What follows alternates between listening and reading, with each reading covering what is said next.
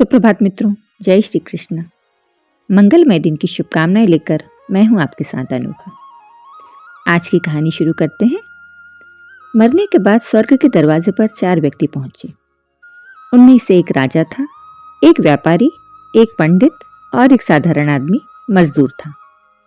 किसी को भी ये पता नहीं था कि स्वर्ग का द्वार खुलने पर कौन अंदर जाएगा और किसको वापस लौटा दिया जाएगा। सभी द्वार के खुलने का इंतजार कर रहे थे और तब तक आपस में बातें करने लगे। राजा बोला, मैं तो धरती पर बहुत प्रख्यात था। मेरी प्रसिद्धि दूर दूर तक फैली हुई थी। मैंने बहुत नाम कमाया है। मैं तो स्वर्ग में जरूर जाऊंगा। व्यापारी बोला, मैंने भी धरती पर खूब धन कमाया, हजारों लोगों की मदद की, इसलिए मैं भी स्वर्ग में जाने का अधिकारी हूं। अब पंडित जी की बारी थी। वो बोले, तुम लोग कुछ भी सोचो, पर यह तो तय है, स्वर्ग के द्वार मेरे ही लिए खुलेंगे, क्योंकि मैंने अपनी सारी जिंदगी भगवान के भजन पूजन, कथा प्रवचन कराने में गुजारी है।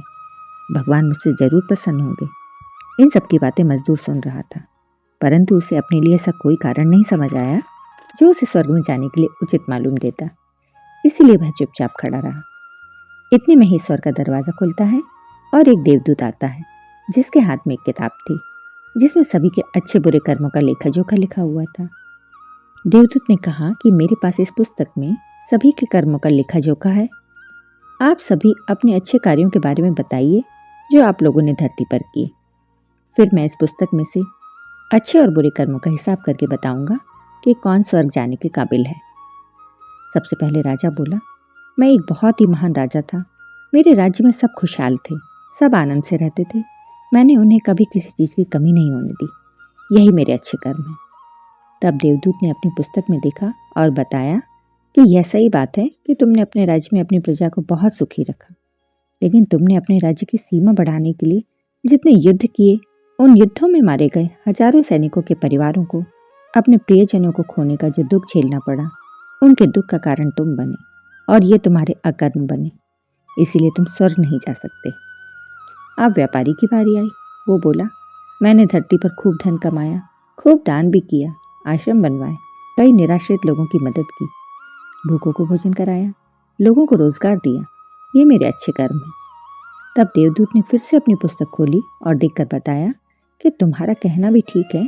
तुमने बहुत दान धर्म किया है, लेकिन यह दान धर्म तुमने जिन पैसों से किया है, उन पैसों को कमाने के लिए तुमने अपने व्यापार में खूब झूठ सच बोले, हेरा फेरी की, मिलावट की। उसके कारण तुम्हारे भी अकर्म इकट्ठे हो गए हैं, जिसके कारण तुम भी स्वर्ग नहीं जा सकते। अब देवदूत ने पंडित जी की तरफ देखा तो पंडित जी बोले कि मैंने बहुत से लोगों को शिक्षा दीक्षा दी है, कई बड़े बड़े यज्ञ और हवन करवाए हैं, दिन रात भगवान का जाप किया है। इससे अच्छे कर्म और क्या हो सकते हैं। मैं तो अवश्य ही स्वर्ग जाने के योग्य हूँ। इस पर देवदूत बोले, सही है, लेकिन आपने ये सब कर्म निस्वार्थ भाव से नहीं किए। इस सब के बदले आपने लोगों से धन लिया। आपने भगवान का भजन पूजन निस्वार्थ भाव से नहीं किया, इसीलिए आप भी स्वर्ग जाने के हकदार नहीं हैं। अब अंतिम बारी थी मजदूर की। सभी सोचने लगे, हमने इतने अच्छे कर्म किए, फिर भी हम स्वर्ग नहीं जा सकते। ये मजदूर ने क्या ही किया होगा, शायद आज तो कोई भी स्वर्ग नहीं जाएगा। मजदूर सोच में पड़ गया कि वह तो इन तीनों को बहुत ही महान समझ रहा था, लेकिन स्वर्ग के दरवाजे पर आकर इन सभी के अच्छे कर्मों की व्याख्या ही बदल गई। धरती पर जिन कामों को अच्छा समझा जाता है, उनका यहाँ कोई मूल्य ही नहीं था। उस हिसाब से मैंने तो कोई विशेष कार्य ही नहीं किया। ये सोचकर वो देवदूत से बोला कि प्रभु, मैंने अपने जीवन में कोई महान कार्य नहीं किया, इसलिए मैं भी लौट ही जाता हूँ। देवदूत ने बोला, फिर भी तुम बताओ तो, तुमने धरती पर क्या क्या किया। मजदूर बोला, मैंने जीवन में कुछ नहीं किया। मैं तो बस सारा दिन मेहनत मजदूरी करता था।